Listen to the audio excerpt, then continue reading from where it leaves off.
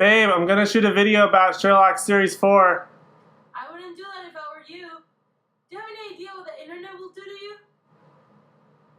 I'm gonna do it anyway.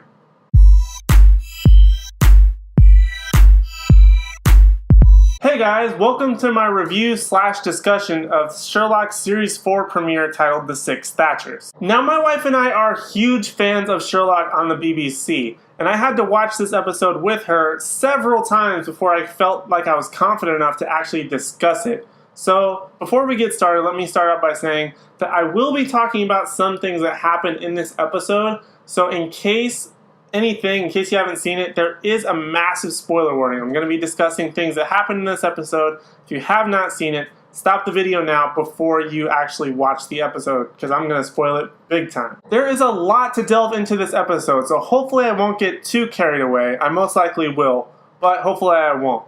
But the main thing that we're going to start off with is where we left off in this series since we saw it last with Series 3. Now, last thing that happened was that Sherlock shot Magnuson outside of his house. Well, Magnuson's house, not Sherlock's. And then he gets arrested, and then he's being put on a plane to go away from England, and he has to come back because there's a video of Moriarty, if you remember that whole thing whatsoever. But essentially what this episode begins with is kind of where that left off. Well, also kind of where the Christmas special left off, where he came back. But this is Mycroft and like a bunch of government people are covering up what Sherlock did in order to essentially get him back into England, because obviously what he did was kind of a big deal, killing such a public figure type of thing.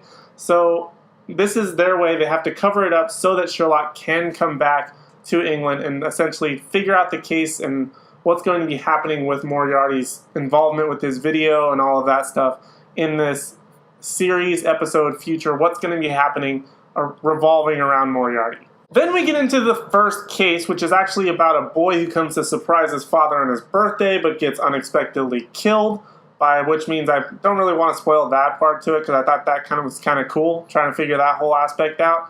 But then we get into the main sort of mystery of the episode, which is a vandalized Margaret Thatcher bust, and it's not just one, it's several. Then as the remaining busts are being broken, Sherlock has to figure out the mystery and finds out that it's part of Mary's past, her dark secret agent sort of past. So now we have to figure out what's going on with that. Turns out there's a character from her past that's doing this to get to Mary. Sherlock then finds out that there's someone else behind it. That's essentially what's kind of happening here. I probably spoiled that, but at the same time, you got a spoiler warning a few minutes ago, so you should have known. But that's beside the point. But that's pretty much what's happening in this episode. There's a lot of different mysteries that happen. My favorite episodes by far are the ones that have several mysteries happening at the same time. But before I get too carried away with that, let's focus on this episode. Oh, and there's a baby. John and Mary's baby, to be more specific. I know that's a lot of different elements to this episode, but there's a lot to delve into, and it definitely makes a lot more sense when you watch it. Let's first delve into the plethora of good things that came from this episode. One of the first things being Sherlock and Watson are back. I mean, feels like it's forever since we last saw these two on an adventure, and it feels so good to have them back. I mean, there's a bunch of drama happening behind the scenes of Sherlock. I'm not going to get into all that, but it feels good to be back solving these mysteries again. I feel like I miss these characters a lot. They've been on like a 2-year break, if you don't count that little Christmas special that sort of happened at the beginning of 2016, I believe. But it just feels good to have them back in their element. That 2016 special took place primarily in the past, so being able to see them back in the present is definitely a sight for sore eyes. Also, it feels kind of weird now that they are back. I mean, I've watched the same 9 episodes for like the past 2 years, so seeing a new adventure felt a little bit weird, but I ate it all up regardless. Another great thing was the amount of humor in this episode. There was actually a lot of great humor in the beginning. I was dying laughing in the first half of this episode. There were a ton of great jokes and references to past episodes, which just made it a really fun experience. But in the latter half of the episode, it does get a little bit dark and a little bit more grim with things that happen. And I think that amount of comedy in the beginning was meant to sort of balance out that sort of darkness and sort of depressing sort of scenes and stuff like that that happened in the back half of the episode. I think that was meant to balance that out. but I still definitely appreciated all of the comedy and stuff that happened in the beginning. Another thing that I really loved about this episode, and it was such a small moment, was that in the first mystery about the kid that dies unexpectedly trying to surprise his father, is that on his car he has a Power Ranger toy. I mean, there's a Power Ranger toy in a Sherlock episode. Not only am I a huge fan of Power Rangers, if you haven't seen any of my other videos, but I'm a huge fan of Sherlock. So put those two together and it's just... And also, can we just agree that John's hair was on point?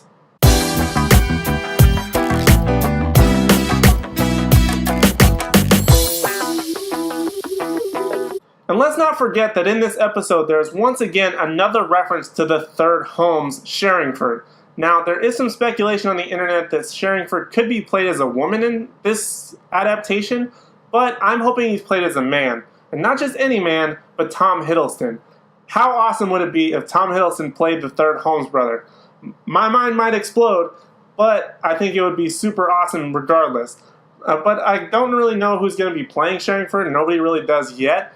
Tom Hiddleston was supposedly seen on the set one day, so that's really where I'm putting all my marbles right now.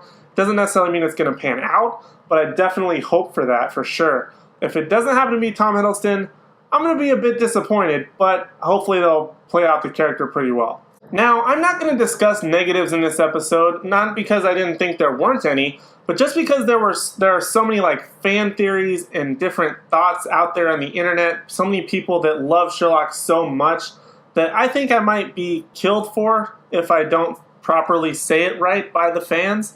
So I don't really want to delve too much into that. But I really want to say things that I didn't necessarily like a whole lot, or just didn't really enthuse me a whole lot about the episode. The first thing that I felt a little bit uneasy about from the episode was that it felt like it was more told from the perspective of Sherlock, which is kind of a lot different from what we've seen in the past 3 series, where it was primarily told from the perspective of Watson. And that was just kind of a weird dynamic. Also, there was another thing that I sort of noticed, that there are visual references throughout the episode to what happens towards the end of the episode or where it's going. So you kind of I got the impression at least, that maybe this is Sherlock reflecting on something that he already experienced. And there's some speculation online that that is what's happening, as well as Sherlock isn't the most reliable storyteller. So don't take everything that happens in this episode too seriously.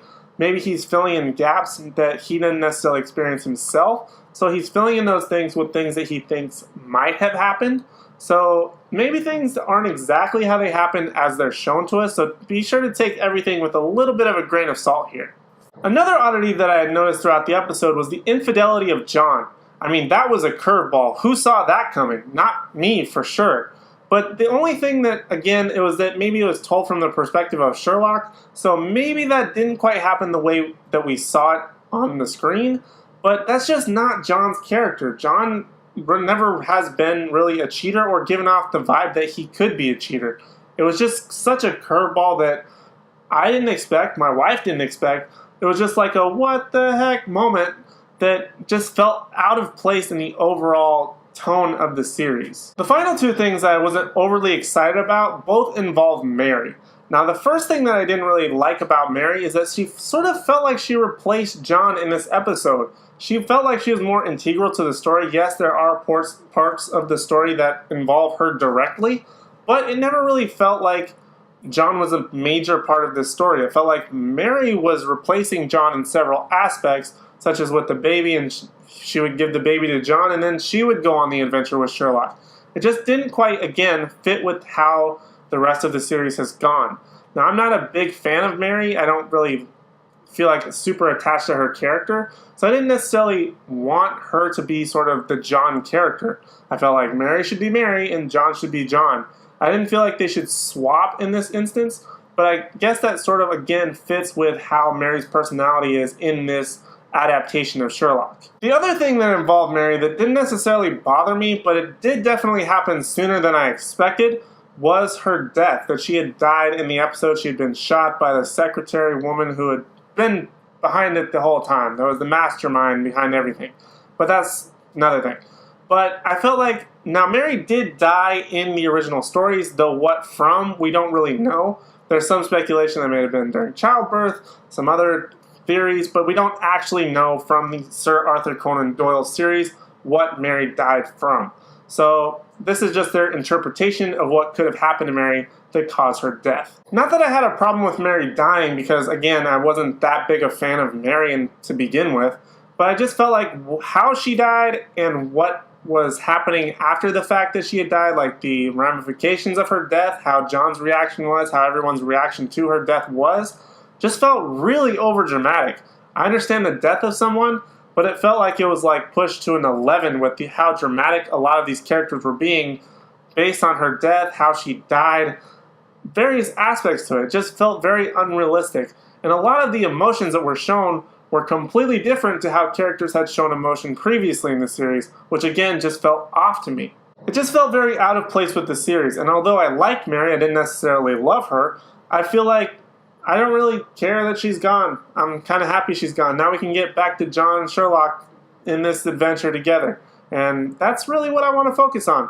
So I think that might be all the things that I want to discuss that happened in the opening premiere of Sherlock Series 4. I will be talking eventually about the next episode. I know this video is kind of late in the week, but I had to watch this episode several times before actually feeling comfortable enough to talk about it. Now, I'm a huge fan again, so I'm definitely looking forward to the next episode. I didn't really want to delve too much into certain areas about this series because there's so many fan theories out there on the internet. There's so many avid fans. My wife has been to the deepest, darkest places on Tumblr looking about Sherlock, and she's gone a bit crazy for it. So hopefully I won't go too crazy either, but hopefully you won't either. But hopefully you did enjoy this video, and you will enjoy the ones that I do for the rest of this series. Also, I'm not really going to give this episode a grade. I just feel like it sort of diminishes what's going to be happening in the series as a whole. I feel like they're not done yet with the rest. What's going to be happening in the rest of the series will be based on what happened in this episode. Maybe there are things that I still missed despite watching this episode like 3 or 4 times now. So I feel like there's a lot of things that you can't really put a grade on until you see the overall arc of the story. And that's kind of what I'm waiting on. So I might give this season a grade overall at the end of it, but I just don't feel like each individual episode should have a specific grade. All I know is that I'm really looking forward to the rest of the series. I can't wait to find out what happens with John, Sherlock, the baby, everyone. I can't wait to find out what's going on with the whole Moriarty story, arc line thing. I definitely can't wait for Sharonford. Hopefully Tom Hiddleston is Sharonford. But yeah, I think that's pretty much all I really wanted to talk about as far as the opening premiere, The Six Thatchers goes. So guys, if you have seen the episode The Six Thatchers, let me know what you think about it, your fan theories, maybe some things you noticed that I haven't talked about in this video. Again, I've seen heard some of the things about the deepest, darkest places of Tumblr. There's tons of things happening about this episode and the whole Sherlock world in general. But let me know your thoughts and comments down below in the comment section. How you felt about the episode, what you liked, what you didn't like, all that good stuff. Also, be sure to subscribe because, like I said, I'm going to be talking about the other episodes as well after several viewings, of course. So be sure to subscribe so you can see those videos in the future as well. Guys, thank you so much for watching. You really are the best, and I'll see you in the next one.